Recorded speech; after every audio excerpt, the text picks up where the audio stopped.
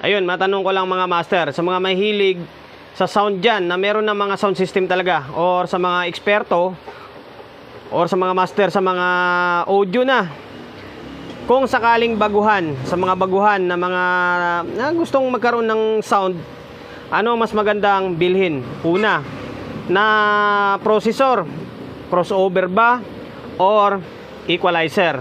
Yan, meron ako rito, sample lang to ha.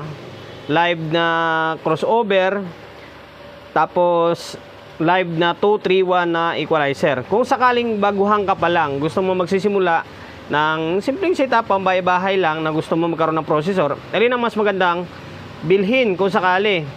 Crossover ba or equalizer? Yan, comment nga kayo dyan sa may comment section, yung mga master dyan, yung may mga meron ng malulupit na gamit. Para sa akin, mas okay siguro kung equalizer, di ba?